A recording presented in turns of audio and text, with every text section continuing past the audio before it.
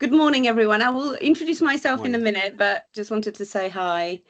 Hello. Right. Wow. Where are you guys from? Are you I assume, I don't want to make assumptions, but I assume that probably majority of people work in employability.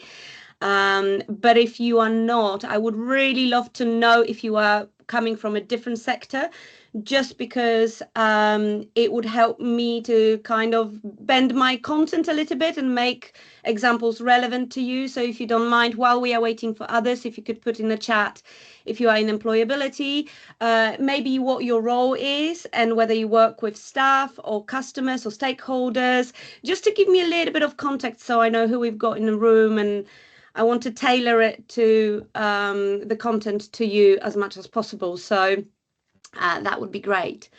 And it would be lovely if you let me know if you've been to any of my webinars, just so I know as well whether you maybe have seen some of the content as well. So it might be a refresher for you, or it might be something totally new. John, business manager on Restart, lovely. Okay. Support autistic people. Okay, Catherine, thank you. Charity, young people, volunteering. Okay, lovely. Okay. So I feel a bit like surplus to requirements here, but I think we're probably almost up to numbers, and everyone started introducing themselves, which is super nice. So let's make a start, shall we? So good morning, everyone. Thanks ever so much for joining us on our July 3SC members webinar. We have the great delight of having Roxana Anning with us this morning from Apex Mindset. So we are definitely in for a treat. So Roxy's got many years of experience in the employability sector and with coaching and mentoring. And one of the things she's especially passionate about is using motivational techniques to move people forward when they're a bit stuck. So I know we're going to learn a lot this morning from Roxy. So a very warm welcome to you. Lovely, thank you. Thank you so much for having me here today. Thank you. Hi. It is absolutely our pleasure. As we will be used to, we are recording the session. We love it when people are on camera. It's lovely for presenters to be able to see faces and interactions and that sort of stuff. But if you'd rather not be on camera, we completely appreciate that as well. So please do whatever. Thanks, Catherine. So please feel free to do whatever is very comfortable for you, because we want you to have a really good experience this morning. We will ask you to keep your microphones on mute, as you'd expect. I would love, you've already started doing it, but this is essentially a session for you to have some great learning and maybe get to know some different people. So please do pop your details in the chat. It's great to say your name, what you're interested in, and also maybe your email address, because that's a great way to keep the conversation going. And also you might find people who are interested in the same things as you. So please do that while I'm just wrapping up this intro session. As always, this session, like I said, is recorded and it will be saved on the 3SC members webinar as a learning resource for everyone to watch back or share with their teams. And I think that's about it, Kasia. Have I missed anything out there? I think that's it. I'm done. So now over to, that was the boring bit. Now, did I introduce myself? I'm Catherine from 3SC, by the way. I think I missed out that bit. So now over to the really super interesting bit. Over to you, Roxy. Lovely, thank you so much, and thank you for the warm introduction and for having me here today. Good morning, everyone. Thank you so much for putting your comments in the chat. It really helps me out to get an idea who you are, who you work with, contracts you work on, etc. So I really, really appreciate it. So hi again. As Catherine said, my name is Roxy. Well, Roxana Anning, but everyone calls me Roxy. It's much easier to pronounce.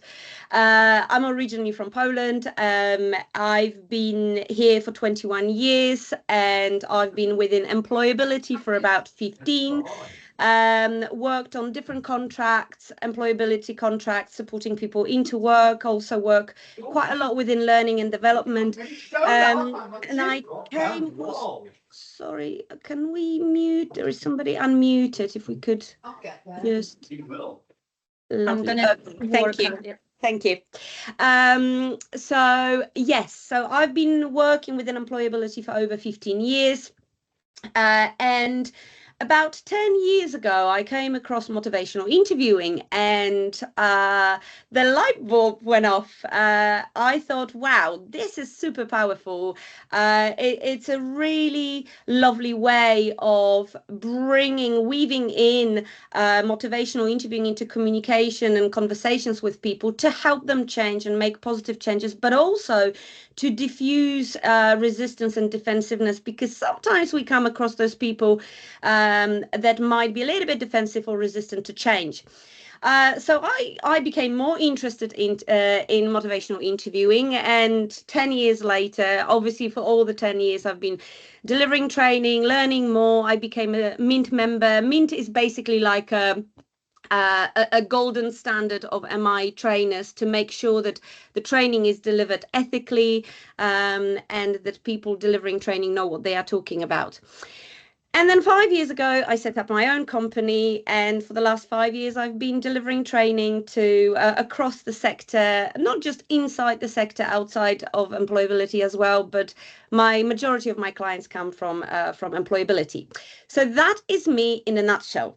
Now, just to let you know what we are going to be doing today, we have an hour and a half together.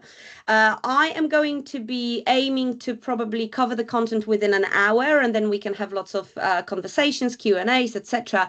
However, if there are specific questions that are linked to what I'm talking at that time, then Catherine is going to bring my attention that there might be a question that needs answering at that time.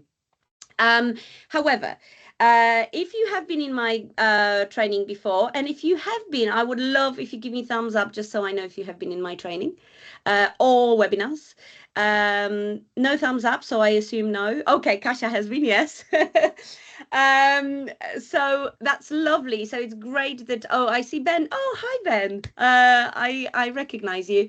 So if you have been in my training, you would know that I like to keep things interactive. So I will be asking you to take part, and I will be asking you to put some comments in. I will be asking you questions and to get involved. So you are not just going to sit back. Of course, if you want to just sit back and not take part, you are allowed to, but I would really encourage you to take part as well.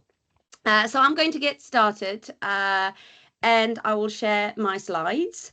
Hopefully they will work. Okay. Can we see my slides? Can I just get a confirmation that you can see it? Yeah. Okay. Yep.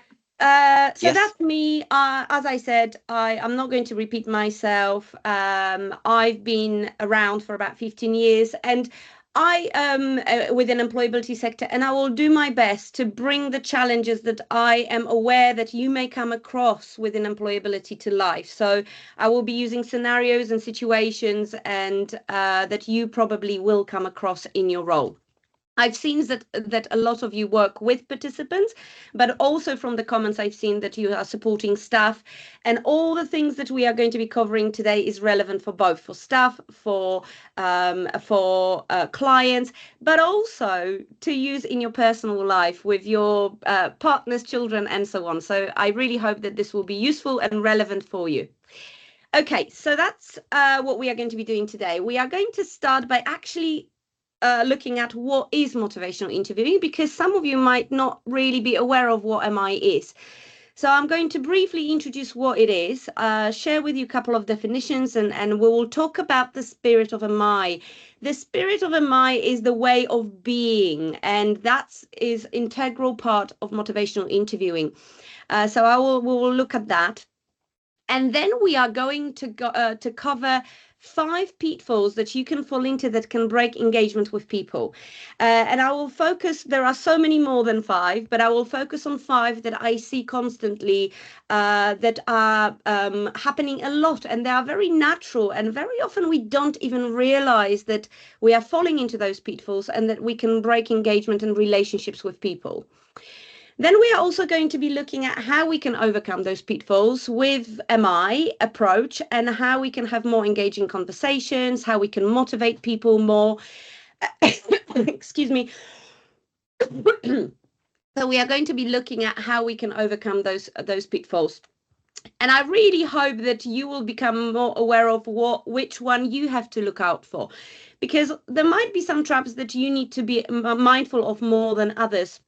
So I'm going to encourage you to kind of take a step back and reflect on your own practice and thinking about which pitfalls you need to be mindful of and what can you do about it to avoid it.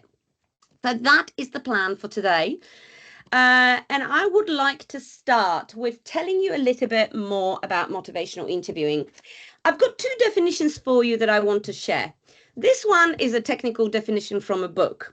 Not my favorite, but I want to introduce it to you because that's the definition we'll be working with. But also I will share with you my favorite definition. So basically, motivational interviewing, it's a particular way of talking with people about change and growth to strengthen their own motivation and commitment.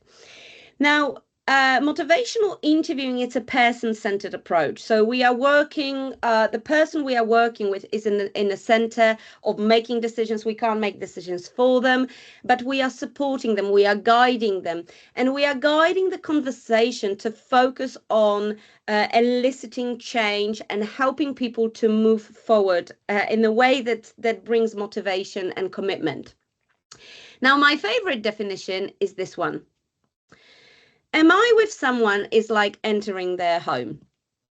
One should enter with respect, interest, and kindness, affirm what is good, and refrain from providing unsolicited advice about how to arrange the furniture. Now, I love this because actually, if you think about in the real sense, if we took this definition and put it in our real life, if somebody walked into your home and they said, you know what, I think you need to repaint your walls and I think you need to strip off your carpets and put some pictures up, bring more plants. And actually, you know what, the sofa you need to put from this corner to the other corner of the room. Now, if somebody did that and somebody said that, what do you think would be your reaction? And please be honest. Would you welcome them to stay or would you be quite offended? I can see Kathy wagging finger going, no. You wouldn't be happy, would you? What about others? Would you be happy or would you be rather annoyed? Put thumbs up if you would be happy. Put thumbs down if you would be rather annoyed. Thumbs down from Kathy, thank you. And Catherine. Parul put a hand up, so I don't know whether that's a question or not. Sorry, the wrong button there. Yeah, that's okay. That's all right. That's fine. But basically, let's have a look at this situation. I'm making an assumption here, and I don't want to make my assumptions, so correct me if I'm wrong. But probably majority of people would react to it in a kind of negative way, right? We might feel offended. We might be a bit like, well, this is my home. I live in it. Why are you telling me how to live in my home? However, if somebody said, I am making some changes, I'm thinking about changes to bring into my house, what do you think I can do? And if you said, well, maybe you could think about changing the color of your walls and maybe stripping off the carpets, or maybe putting some pictures up and bringing more plants into your home would be nice. And maybe even you can move the sofa from this corner to this corner. would you say that your reaction would be different? I can see Kathy nodding. What about you guys? I would love to hear your opinion. Would your reaction be different? Would it be more welcomed? What would you say? Please feel free to put in the chat. I would love to hear your opinion.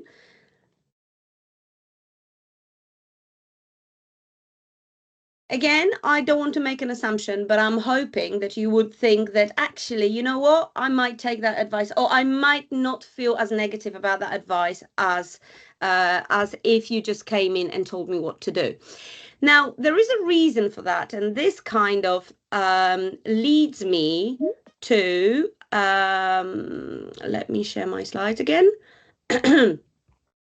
This leads me to one of the traps that I will be covering in a moment.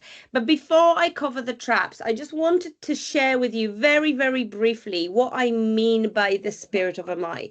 So we've got we've got the definition. It's like working with people in partnership, working together.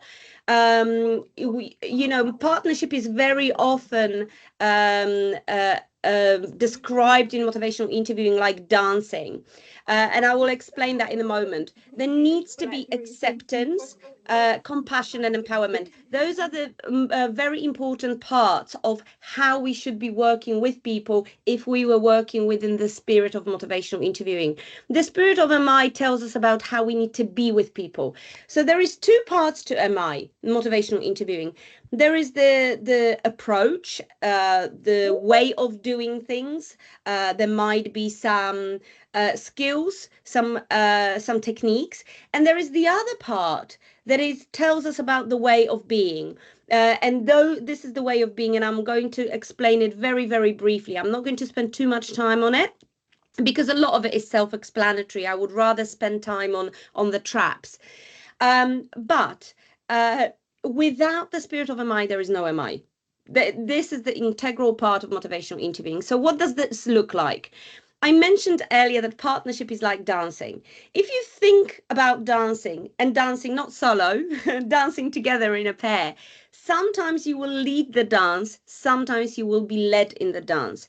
But the idea is that you are moving in the same direction, in synchronicity, at the same time, at the same pace.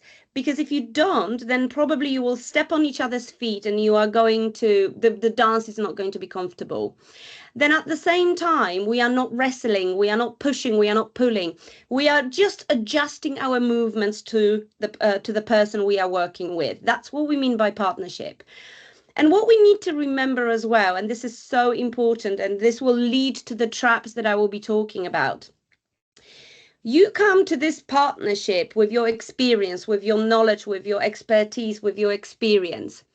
Your client comes with their knowledge, their expertise. We are not experts in their life. We need to tap into their expertise, because if we don't, then we are not working in partnership. So the client has the knowledge that you don't have, and you need to tap into that knowledge to work in that partnership. So that's the partnership. Acceptance is another very, very important part. And acceptance is different from approval. Approval, you may not approve of people's choices, decisions. Sometimes you may have clients or work with people that you think like, I just don't get it. Why do they not do this? Or why do they not get it? We can find it sometimes difficult to approve of people's decisions and choices. But what we are talking here about is accepting those decisions and choices, even if we don't like it, without judgment. And that's the other second part of MI spirit. No judgment, empathy, accepting people where they are on their journey. The third one is compassion, and compassion is about, seeing the best in the client, having the best interest for them, being there for them when they need you. And finally, the other fourth element of the spirit is empowerment. And I put a picture of the fishing rod here because you might have heard of a quote Give men a fish and you will feed them for a day. Teach them how to fish and you will feed them for a lifetime.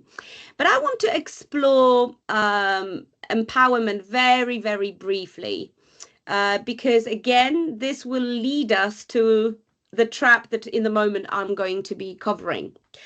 And I want to share my personal experience with you. So when I used to work with participants, there was very often the temptation to do things for people because I wanted to save time, right? I wanted to tweak their CVs and rewrite their cover letters, and I would print off the jobs for them to apply for, or I will send them the jobs to apply for. So I would be doing a lot of things for the clients. Now, of course, I wanted to help and I wanted to make it easy for them. Now, what do you think was the danger of doing that? Please put it in a chat or unmute yourself if you wish. What is the danger of doing things for people all the time? Parul? They never learn. They never learn. Absolutely. Helen says, thank you, Parul. Helen says that you disempower them, baby them so they can learn. Reliance on you, absolutely. They become reliant, dependent. We are dispowering them. But also, my question to you is, what do you think is the subconscious message that they are getting? What do you think?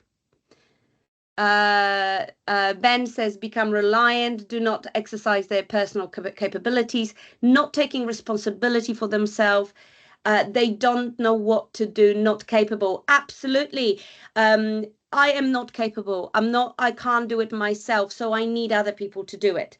Now, don't get me wrong. Of course, we want to support people. We want to help them. But there is a balance. If we constantly do things for people, not only they will rely on us and they will constantly come back for that help, but also they are not learning things for themselves. So when we are not around, they don't have the skills to do it. It's that fishing. If they don't have a fishing rod, if they don't know how to fish, they will be hungry. And you are not there to support them. So there is that balance, but empowerment is absolutely important in motivational interviewing. Thank you so much, guys, for your comments. This really helps me out because then I'm not just talking to myself. We can have a conversation. Brilliant. Okay, so I skipped through it very, very quickly because we have so much more to learn, and I think that this will be more relevant to you. So we've got the partnership, we've got the acceptance, we also have compassion and empowerment. That is how we should be working with people. That's the integral element of MI. And then we are going to move on to look at change and some traps. Before we do it, I saw earlier somebody made a comment that you saw me delivering a course, a seminar at the IEP Basecamp last year. So you know what's coming. I can't. However, I want everyone else to ask yourself this question. Now, imagine this situation. You want to make a change. Think about your own personal situation where you wanted to make a change. Doesn't matter how big or small. Maybe you want to change a job. Maybe you wanted to lose weight. Maybe you wanted to go on a diet. Maybe you wanted to go to sleep. Maybe you wanted to move to another country. It doesn't really matter what change it was. But my question to you is this.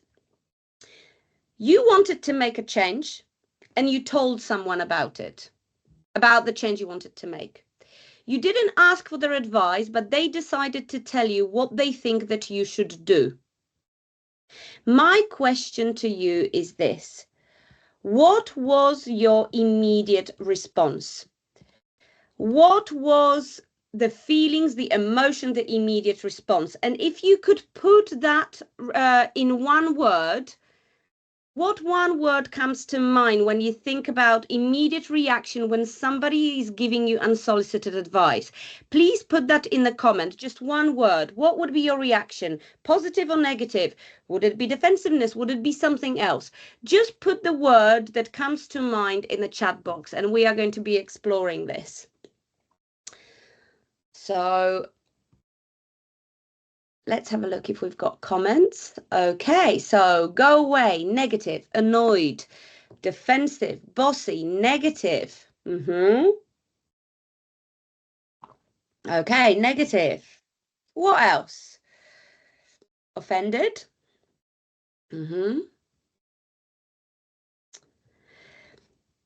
What else? Positive or negative? Have a think. How do you feel? What is your immediate reaction when somebody gives you advice that you didn't ask for? Okay. Okay. So I hope you will agree by looking at those comments that none of them are positive. Go away, negative, annoyed, defensive, bossy, negative, offended, patronized, defensive mechanism kicks in. People are not ready to listen and willing to listen until they have adverse effect to it. Yes, incapable of making my own choices, judgmental. So wow, lots of negative comments there. I listen and wonder why they are giving me advice. Okay, interesting. So why am I Catherine, you are wondering why. Maybe there is something they are trying to tell you. Maybe it's something positive, maybe it's something negative, but you question yourself sometimes as well as a result. So I hope you will agree that most of those, in fact, 99% is negative. So why does this have to do with us and our jobs and and motivational interviewing? So I want to introduce you to the first trap. And the first pitfall is called the fixing reflex. The fixing reflex is our desire to fix things. Providing options, ideas, solutions, telling people what to do, trying to fix the problem. Now, it comes from a very good place because often we want to provide ideas and solutions. We want to make it easy for people. We want them to make the right choices based on what we think is the right choice for them. But the problem with that is that it can create resistance and defensiveness and pushback, and we can undermine people's freedom of choice. And actually somebody put that comment there. Also, there is another thing that we call psychological reactance, and I think Ben was referring to it.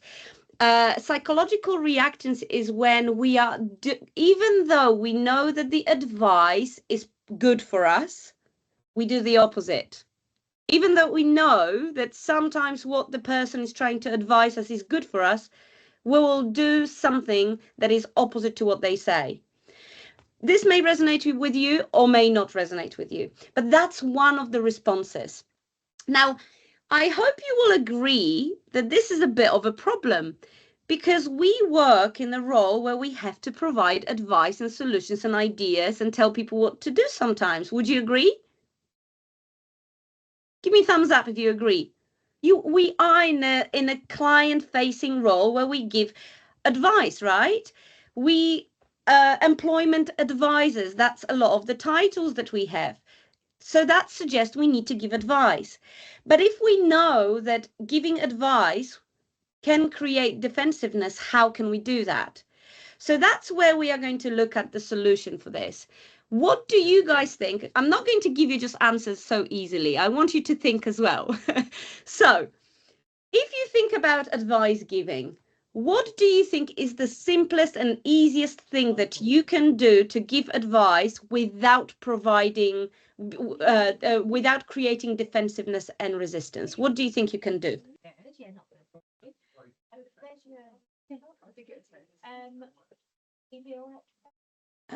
Sorry, Roxy. Yeah. You can ask them if you can make a suggestion first. Yes. And that is the first step that we would do.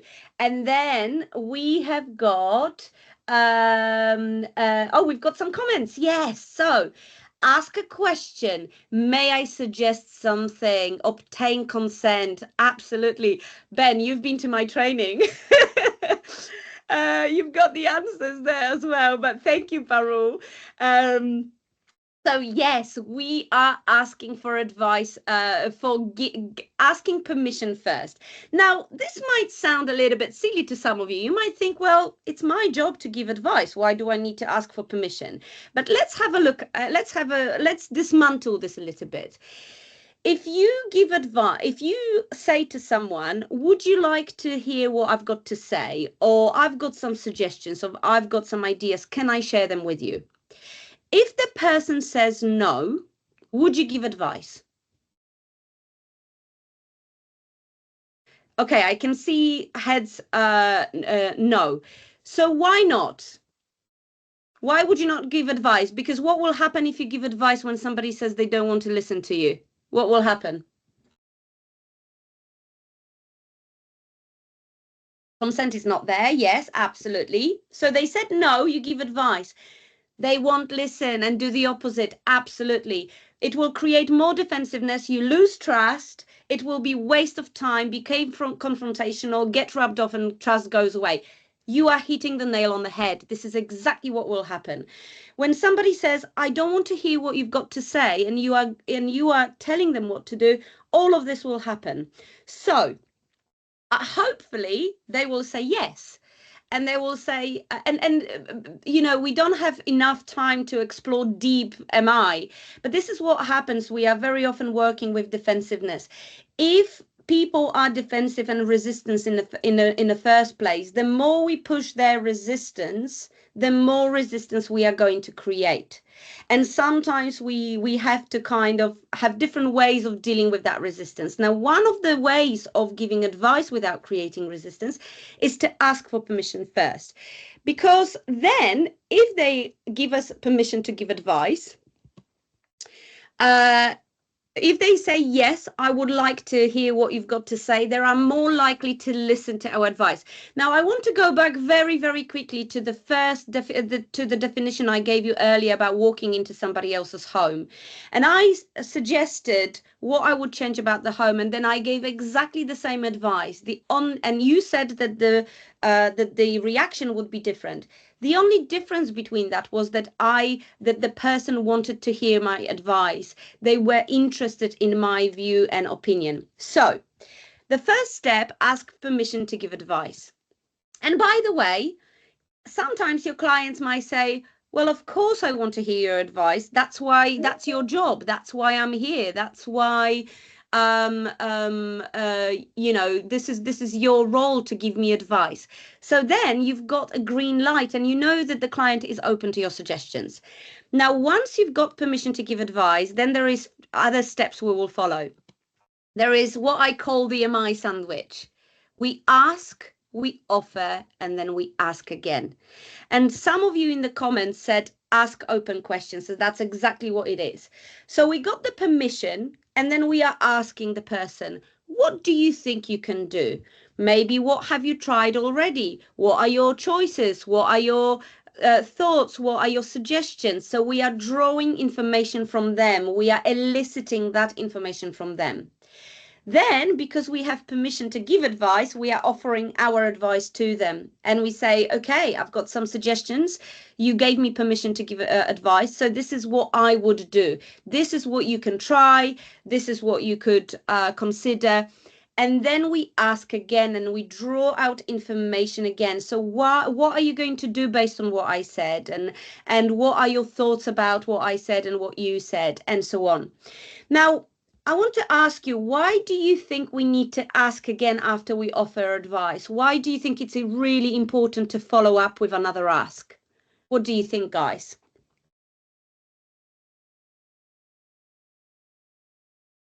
What do you think? Why do we need to ask again after check that they actually do consent? Yes. Checking yes, if it's the right right cause.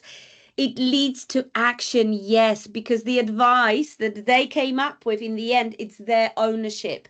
Because we are not just finishing on our advice, we are actually asking them, so based on what I said, based on what you said, what will you do? So it leads to action. See if it's landed. see if they will take your advice, that you get feedback if they will take your advice. Check understanding, absolutely. But I think also the big one is that it builds ownership, because the ownership is with them, it's not with you. So that was the first pitfall, the fixing reflex, giving advice, telling people what to do without unsolicited advice, giving advice unsolicited. So what we want to do, we want to ask permission, and then we want to follow, ask, offer, ask. That's one of the solutions that we could do.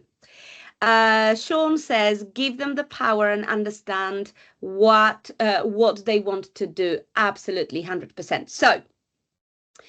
So that's the first pitfall. Now we are going to move to pitfall number 2 that can break engagement.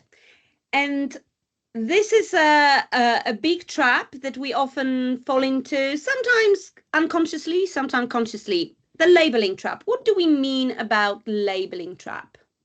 What do you guys think? What do we mean by labeling?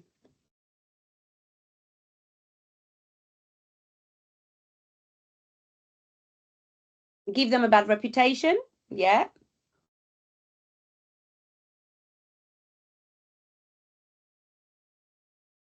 Feel free to unmute yourself if you prefer to do that. Assumptions, we are making assumptions, yes.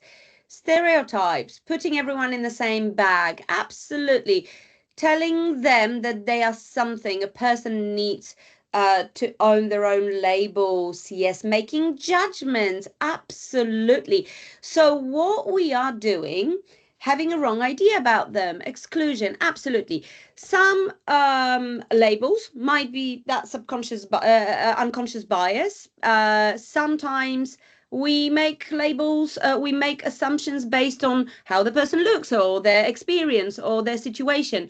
So things like, you are lazy, or he's lazy, he's an alcoholic, he's unemployed, he's difficult, red client. You might be working with the RAG system. That's a label. So not personalized. Each person beholds their own footprint, and are individual. Labeling creates tension and trust issues. Absolutely. So I want to explore this a little bit more. So I want to share with you a piece of research that was done. It was an experiment, actually, that was done in the 60s in America in a school. And I know that you might think that this is not relevant, but actually I'm going to bring it back to employability and make it relevant to you and your role. So you might have heard of something called the Pygmalion effect. Now, the Pygmalion effect was this research that was done in the 60s, where I'm going to simplify it just to quickly explain what I mean. There was a couple of researchers that went to school in America, and they said to the teachers, look, we have this questionnaire that we would like your students to fill in. Based on the answers that they will provide, we are going to be able to predict who is going to be your top performer and who is going to finish at the bottom of the class. So what they did a questionnaire. And by the way, very important, the students were absolutely unaware of what this was all about. So they didn't know anything about the purpose of the questionnaire. They just did a questionnaire. That's all they did. Then the researchers split them into 2 groups. One of them was called the bloomers, and the other group was called the average children. Now, the bloomers, the label bloomers, they were described as kids who had a lot of potential. They knew exactly what, they didn't need much hand-holding because they were capable. They knew what they were going to do. They had capabilities, they had skills, and so on. Then the other kids, the other group, was described as the average children. So they were going to do well, but not as well as bloomers. They were going to perform not to the top of the class. They were clever, but not as clever as bloomers. They needed more hand-holding, more support, and they were predicted to kind of finish on the bottom of the class. So I'm simplifying this a little bit just for the purpose of this, but this is what happened. A year has gone by. At the end of the year, the researchers came back to find out that actually what they predicted became true. So bloomers outperformed average children. But what was really interesting that at the end of the academic year, the teacher was told that the selection process for bloomers and average children was random. So my question to you is this: if the selection was random, how come bloomers outperformed average children? What do you think? What might have been the reason?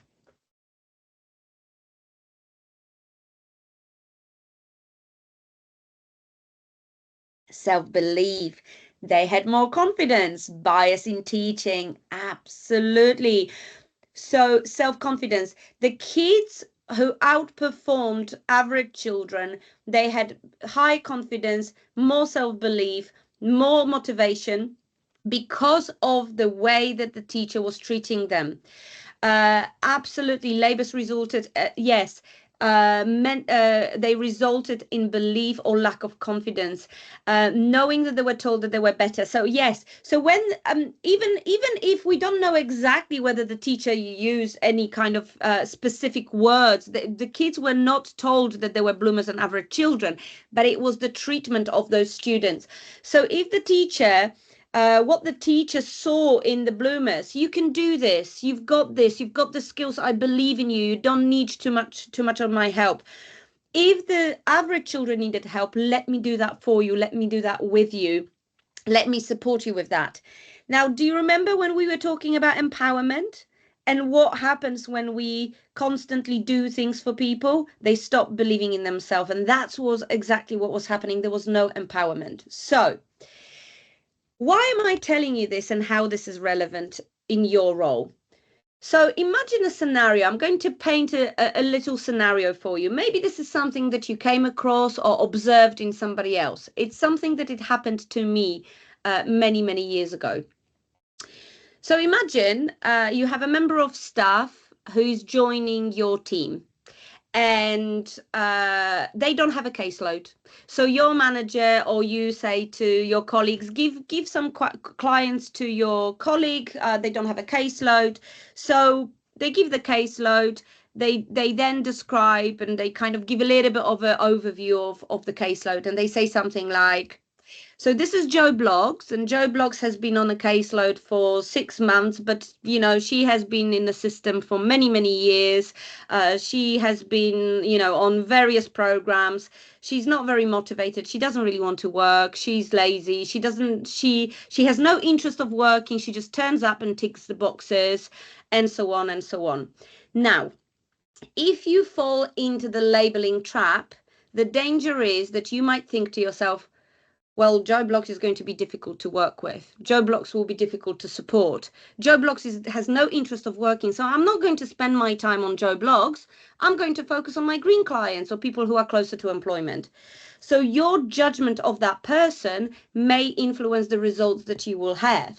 And that will result in engagement, because if you don't see a positive in that person, they are not going to engage with you, because they will feel that they are labeled or they are treated in a certain way.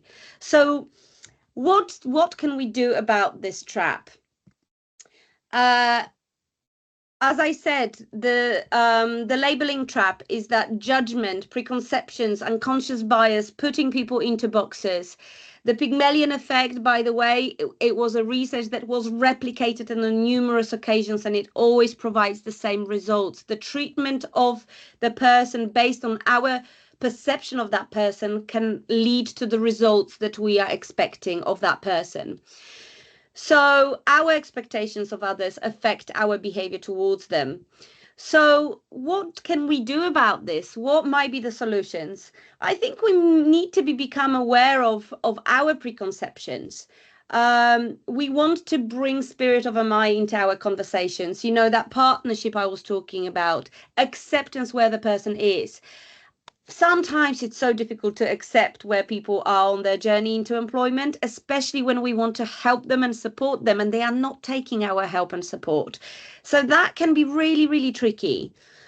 And then looking for strengths and positive in the client. Now, I always say even though you have somebody on your caseload that you think, and I'm going to welcome you to kind of reflect a little bit. Maybe, and I'm not saying that this is you, but I've delivered a lot of training, and I've been advisor myself, and I've worked with people, and I think it's only natural to sometimes, you rub the people the wrong way, or you have a clash in the relationship, or you just basically struggle with that person. So, but there is always something positive about them. So I would really encourage you to challenge your judgment and to change the way you look at things. If you change the way you look at things, the things you look at change. And I would like you to take 1 minute and just have a think about someone who you've got on your caseload, or someone who you work with, or someone who you previously worked with, who maybe you clashed heads with, or maybe you had some kind of negative judgment towards them, or maybe if you see their name popping on your diary, you think to yourself, oh, not them again. One of those kind of situations. And what I would really encourage you to do is to think about what might be about this person that is actually positive. What might be the skill, or what might be the intention, or what might be one thing that actually there is something about them. Maybe they don't listen to your advice. Maybe they don't take your suggestions, but they turn up for every single appointment. Maybe they turn up for every single appointment, and they are always really well presented. Or maybe they care, they are well spoken, or whatever it might be. Or maybe the stubbornness and being stuck in where they are is actually quite admirable, because maybe they are actually really determined to what they want to do. So I really would encourage you to, sometimes when you find yourself falling into that labeling trap, to really challenge your judgment about that person and look for the positive in them. Now, I'm going to take a little pit stop and ask if you could give me thumbs up if everything makes sense so far. And because I'm going quite quick through things, so I just want to make sure that, okay, I see lots of thumbs up. So, okay, brilliant.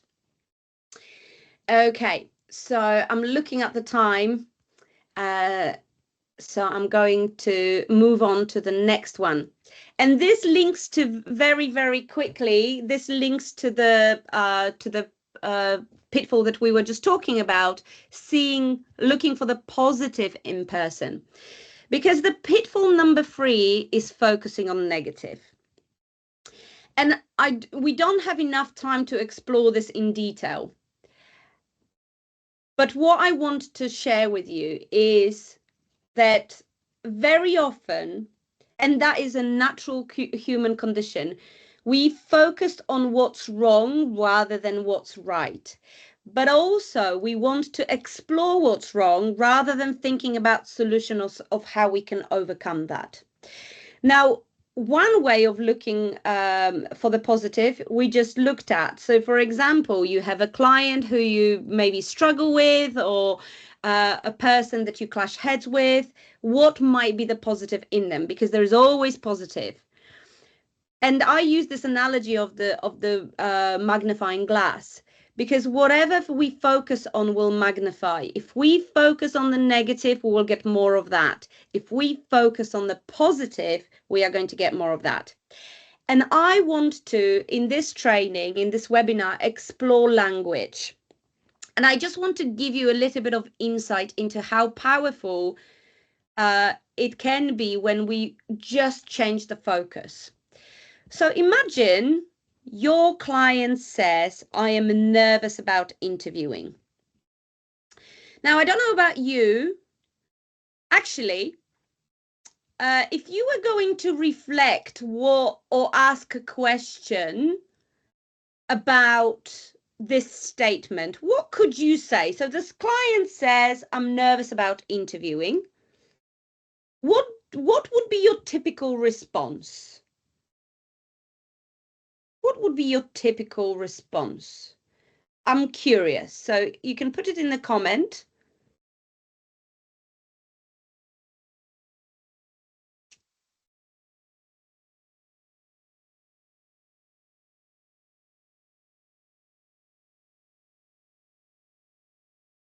I'm going to give it a moment before I start reading the comments.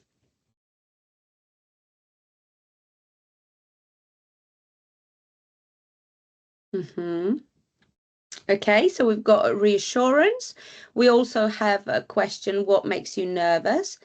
Okay, give them confidence. Okay. What if you thought what if you thought of it as a conversation to check each other out? I'm not sure if I know what you mean, Kathy. Do you want to explore that? Interviews are scary words. So if you called it conversation between two people, have a go at that. Like we're speaking now. Yes. It's two-way. Yes, yes. That's sometimes effective. Okay, I see what you mean. So reframing the word interviewing into conversation. Okay. Okay. So we've got like kind of two approaches here, really. Reassurance of that's natural. And the other approach that a couple of people mentioned is ask them if there is something specific that makes them nervous. So I think that very often the typical response would be, "What makes you nervous?" Or, "Yes, it's natural to feel nervous." Now, it's important to establish what makes people nervous. But when we ask this question, the likelihood is that they will be talking about what makes them nervous. So we'll be focusing on the negative, right? We are highlighting the negative. We call this a sustained talk in motivational interviewing. So it's a language that moves people away from change. And there is change talk, the language that moves people towards change. We are not going to be exploring this today. But what I want to highlight here is that if very often people in the conversation will bring out a barrier or something that is stopping them from moving forward. I feel nervous, or I have no childcare, or I'm too old, I'm too young, I don't have experience, and so on. And very often we are exploring the barrier, which is absolutely fine. But then what we need to be mindful of, that if we go deeper and deeper and deeper into the sustained talk, so the negative, we need to then bring the people back towards change talk and the language of change. So if you were going to reframe that question, and if we go back to this, oh, hang on a minute, I don't think I'm sharing. Ooh. If we were going to back to this statement, I am nervous about interviewing. We can ask them what makes you nervous. They tell us about what makes them nervous, but then we can focus on the positive and thinking about solutions. So, what would make you less nervous? And we are redirecting conversation into what are the strategies to make you less nervous. Or if somebody says, "I'm nervous about interviewing," they are probably communicating to us they are lacking confidence in interview. So we can say, "So you would like to build your confidence in interview." So we are acknowledging that they feel nervous. We ask about their nervousness, but then we are focusing on solutions. What would make you less nervous? What would make you more confident? What would make you feel better about interviews, and so on? So we are focusing on the positive. By doing that, we are getting more conversation. We are focusing on the positive. We are increasing motivation towards change rather than talking ourselves out of change. I'm going to give you another example. I want to work, but I'm too old. Nobody will employ me at my age. Now, that is another thing that we hear quite a lot. I hope you will agree. Now, very often the immediate reaction would be, "Yes, but you've got the skills, you've got the experience, and so on." That is coming from the position of that kind of fixing reflex. Yes, but the person here says, what we need to also think about, what is the person trying to say and communicate to us, tuning into what they are trying to say.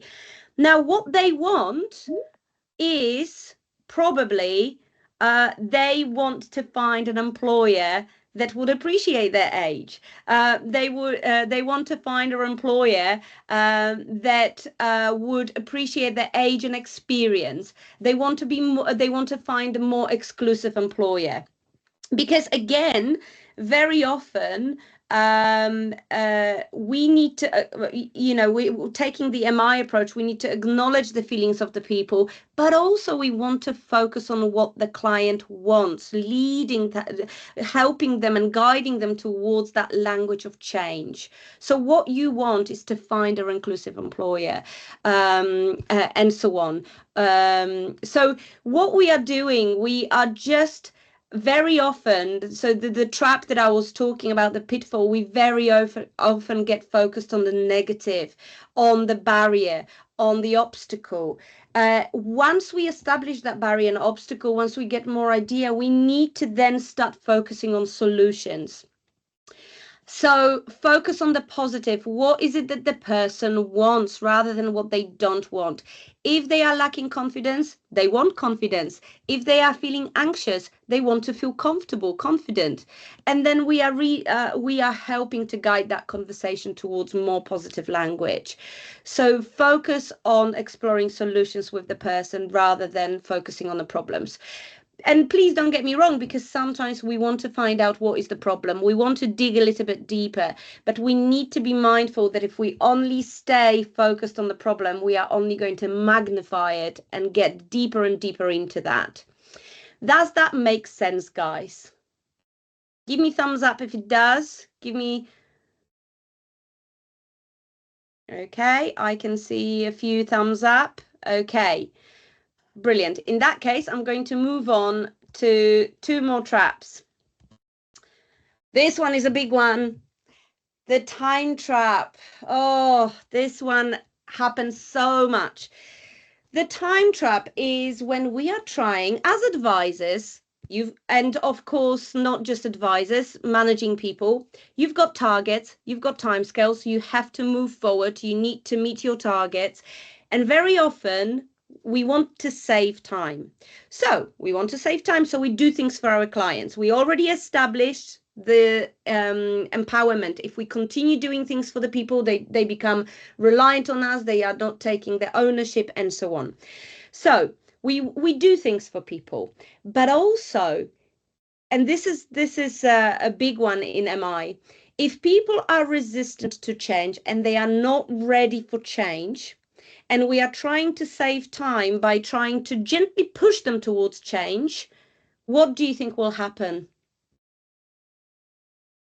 What do you think would be the response? What do you think will happen? If the client is not ready for change and we are trying to save time and push them towards change and speed things up. Helen says resistance. Absolutely. Resistance, defensiveness, because if people are not ready, there is disengagement, they shut off. Exactly. And this is and if you look at the bigger picture, right, even a backward step, Kathy says, absolutely. Now, this is a bit of a tricky one, because we are trying to save time so we can be more effective. But by trying to save time, we are slowing things down because we are disengaging people and they shut off. And we need to go back to scratch, build the trust, which is going to be much harder to build if we lost it. The people are shutting off, they are disengaging, they are not communicating with us. So actually, by trying to save time, we are losing time. And this one is a really difficult to sometimes put our head around, because as advisors, we have our jobs, we've got our targets, so we want to speed things up, and sometimes help the client, make it easy, do things for the client. But then there is always that potential that there will be more defensiveness, taking a step back. So what can we do? We work in partnership with the person. If you remember, going back to the spirit of MI and the partnership, we are dancing, we are adjusting our movements. Okay, maybe they've got their agenda, you've got your agenda, and you need to work together to meet in the middle. Okay, what is it that we can do to actually make it more effective? Because I've got my targets, you've got your targets, you've got your agenda. How can we work together? being mindful where the person is on their journey to change. If they are not ready for change, if they are resistant to change, if they are defensive about change, then guess what's going to happen if you are trying to influence them to change? You will get more resistance and defensiveness. So it's about navigating those conversations, building their motivation to change, thinking about solutions, having those conversations and getting the person used to the idea of change. Because very often, if the person is not ready for change and then we bring it up, the defense mechanism will open up and will get activated, and people will be just fighting back, fight, flight, freeze response and fawn response. So we can create that. So we need to be mindful. Okay, where are they on the journey? How can I support them along that journey? And how can we work together to move towards change without creating defensiveness? And asking the person, being honest, we are not moving forward. And we need to have an honest conversation about what is it that I can do to help you and support you to grow and to help you change. Finally, pitfall number 5, and that is something I see all the time. Moving from what to how and skipping the why. So I'm going to give you a scenario. You've got a client, they are on your caseload, and you ask them, what do you want to get out of our program, or what job do you want to do? And let's say they say, okay, I want to have a job in a warehouse. I want to get a warehouse job. Very often, what will happen, once we know what they want, we skip to how. How are we going to get you there? What do we need to do to get you there? But what we are skipping is the why, and the why is the motivation. And what will happen is, I often use the analogy of a driving car. So imagine this. You've got a car, you've got your destination. So the person is, they know where they are going, they know what the destination is, but what is happening is that they don't have petrol in their tank. They are running on fumes. The why is the petrol, establishing people's values. Why is this important to you? Why is this change beneficial? What will your life look like if you made that change? Because people's values are our motivators. They align our journey. They help us to progress. They help us to make decisions. If we don't know what's important to the person, then we are not tapping into their motivation. And if we are not tapping into their motivation, again, we are disengaging the person, because we are just thinking about the how, but we are not establishing the why. So what we want to stay curious a little bit longer, ask people, what is your why? Why is this job important to you? Why warehouse and nothing else? What would be the difference in getting this job over something else? What makes that important to you? And so on. So staying curious, asking questions a little bit longer. So we've done quite a lot, and Kasia, if I could now ask you to, I would love you to have a think about which trap you are falling into the most. Which one is your pitfall? And Kasia has just put. Oh. Can you 1 second? I think I've just messed it up. I can't see the question. So the question is this, guys. Let me go back to. I'm just going to try again. A second. Okay. So I'm going to, while Kasia is sorting this out, I'm going to share with you a slide, and this is what I would like you to think about. Which one is the trap, the pitfall that you feel you fall into the most? Is it the fixing reflex? I don't know. Yes, we can. Yeah. Yeah. Okay.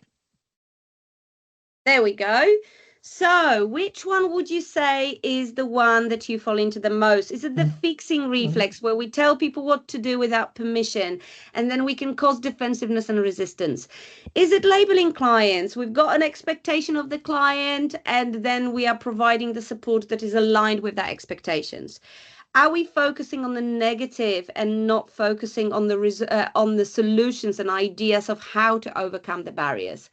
Are we falling into the time trap? So we want to save time. We want to, speed things up because we've got targets, we've got time scales, and then we can potentially create resistance and not exploring the why. What is it that is important for you about this change? What are the values that are aligned there? So I'm sure that you would agree that there is more. We fall into all of those traps because it's only natural. But what I'm curious about is which one do you think you fall into the most? If you had to pick one, which one would it be? We've got here so far, we've got 18 responses, guys. So please give it a go and pick the trap that you fall into the most. We've got 21 responses, so we are coming up pretty much to most of the people here. So the fixing reflex, it seems like the trap that causes that here in this particular group is the one that you need to look out for. As I said, I hope you agree that we all fall into the traps, and it's only natural. But you can see that very often we fall into all of them based on that. But the fixing reflex and the time trap, and based on my observation, the fixing reflex is the bigger one, the biggest one, the biggest trap we fall into. So, guys, we've done a lot today. I know I've skipped through it quite quickly and I didn't go into, huge amount of details. But I just wanted to kind of finally kind of wrap this up and say that motivational interviewing is not something to be done to or on people. It's something to be used with and for people. That partnership is absolutely integral part of MI, and we are working, with people, not doing things to people. So my question to you is, what are your takeaways? Maybe actually I will leave that to the end. Maybe let's just focus, see if there are any questions or anything that you would like to. I don't know, Catherine, whether you've been checking the chat box, whether there were any questions during the training, or if there are any questions now, we can have a discussion and any feedback, any questions. So thanks, Roxy. Yeah, I didn't spot any specific questions that came up in the chat, but lots of responses to your questions. So that was quite good. But I can see so this is a really good time, everyone, now for you to grill Roxy, get what you really need to know out of her to best support your clients. So I know that Kathy's got her hand up. So yes. Thank you, Kathy. Go ahead. Lovely. Thank you, Kathy. Hi, Roxy. Hi. I'm not someone who usually asks questions, so this is quite a departure for me. Ooh, so okay, that's good. I've got a real life situation, a real life client, and I understand. I work as a coach, so I work within those sort of ethics of coaching. Yes. What I'm being challenged at the moment is moving into sort of employability, and he is a probationer, he is neurodivergent, and he is, when I say coming of age, he's also adulting, so moving into taking responsibility for himself. His mum has done stuff, so I'm just feeling this tension of like, do I arrange interviews and attend with him? Where do I step out, because there's no one else within that I can see within his life that he can do. He's also hard of hearing, so it's not like So what I'm doing, we're having amazing conversations, things are going really well. He shows up, he doesn't brush his hair, I don't mind about that, that's fine. But the point is, he's said he wants to, it's the doing bit, it's the moving bit, and that's, so he says he wants to do this qualification, he said he wants to have work, and this is a guy who gets up at 5:30 every morning and goes to the gym. So I sort of reach into that, but I just feel a bit of a stalemate. And I've only got 3 more sessions with him, Roxy, so I can feel the time pressure too. I'm not there to fix his life, and it has been positive, but I just so want him to be able to move forward. How could you suggest? What could you suggest? Yes. Oh my goodness. Okay. So there is I don't want to go start introducing more concepts and kind of go into the MI deeper, but basically what you've just described is what we call in MI ambivalence. So when somebody is ambivalent, they want to do something, but there is a part of them that doesn't want to do something. So I want to go back to work, I want to improve my life, but I don't know where to start. It's too overwhelming. So what happens is that they are torn between wanting to do something and not wanting to do something, and they are pulled in 2 different directions, right? Now, if one direction will overtake the other, the likelihood is that they will move in a direction that will overtake. So you know how I said about focusing on solutions rather than problems? If you are asking me for my advice, what I would do and the approach that I would take, I would establish what it is that the person needs to move forward, which I'm sure that you probably have done that with your coaching. What resources they need, what is the motivation behind them wanting to change? So tapping into the why do you want to do that? What will your life look like if you made that change? So they are basically finding their own reasons for change, because you could quite easily say to him, you know what, if you go into employment, it's going to build your confidence, it's going to be good for you because you will meet new people, it's going to be good for you because it will help you have a good routine. So you can sell the benefits of work, but the difference is that they are your benefits that you see for him. Yeah, sure. The benefits need to come from him, because if he sees the benefits of going back to work for himself, it's more likely that he will tap into that motivation to change. Because how often do we have solutions for people and say, yeah, but if you go into employment, it will be X, Y, and Z for you. If the person doesn't see the benefits for themselves, they are not going to move forward. Right? Let me give you another example, right? Not employability related. Smokers. Right? They know it's bad for them. They know it probably is bad for their health, but they still smoke because they have reasons why they smoke. And they have to find themselves those reasons. They know it's not good for them. It costs money and so on. It's not good for their health.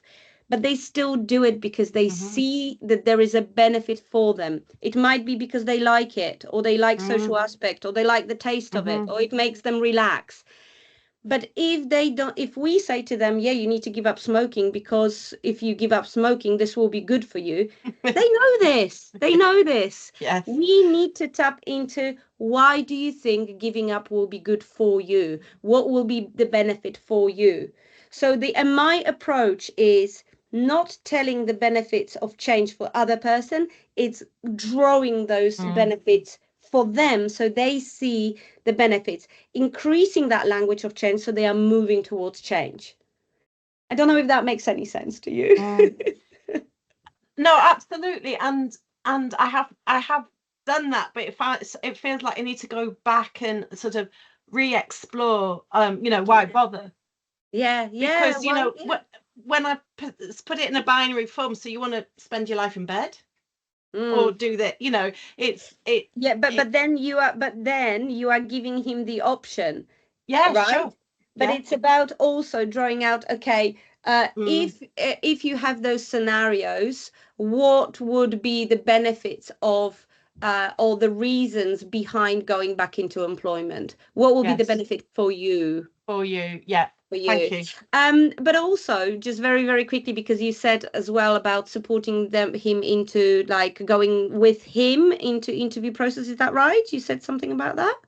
or not? Yes, in the context of college, he wants to have another go at getting a qualification, and it's almost like, yes, he's older, but I'm not sure the mechanics of doing it are difficult for him. Yes. No, I get that. I think there is a question here.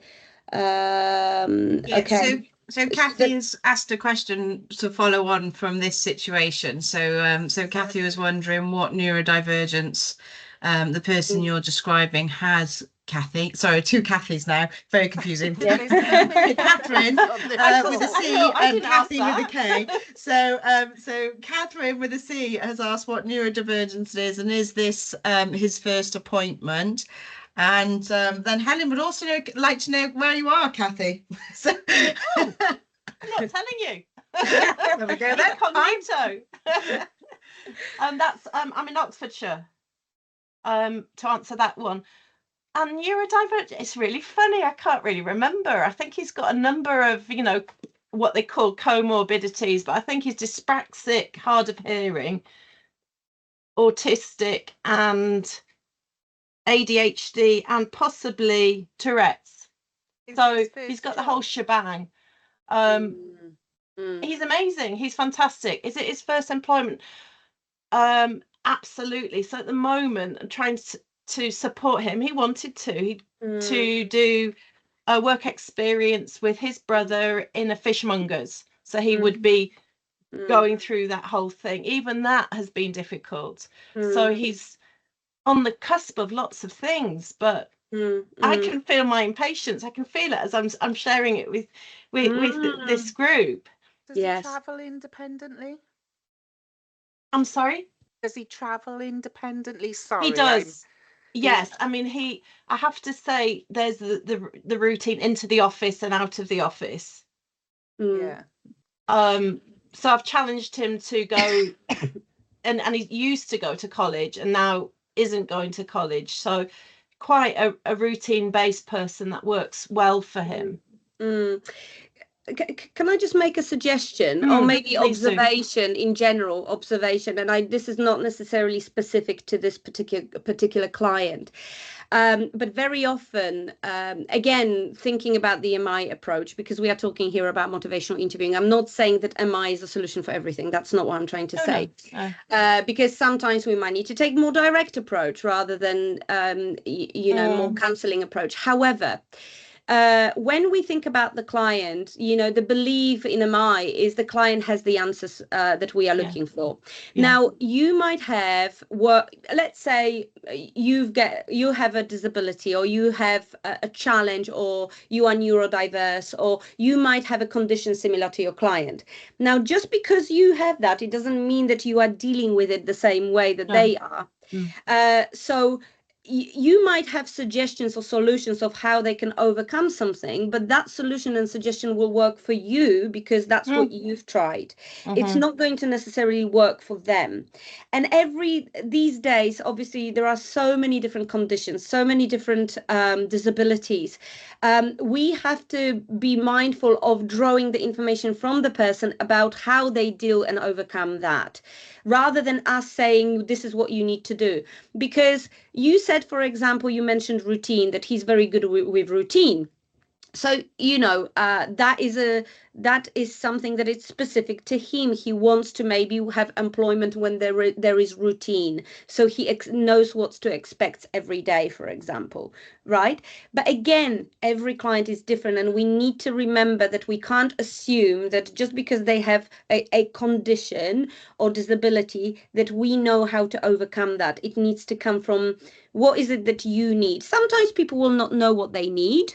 And sometimes we might look for solutions or refer them to more relevant support. But it's about asking the person. I'm going to give you a very quick analogy that I think will bring everything together really nicely. And this, we can talk about support that people need. We can talk about the, disabilities, neurodiversity, etc. I use this analogy of a plant. I love plants.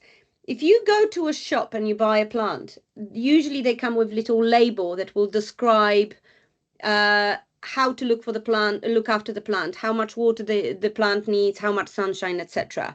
Now, we don't have to be skilled gardeners to know that every plant is different, and we need to adjust depending on the plant. Now, people are like plants, but they don't come with instructions, and we need to find out those instructions from them. Because if we assume that they need that much water and that much sunshine, we might be overwatering them.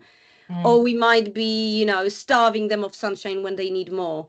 So we need to work with the person and gather information from the person, because they know best themselves.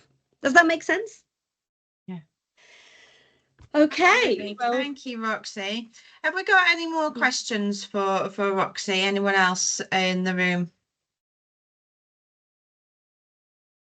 I can see there's a bit of conversation going on in the chat, but no specific questions.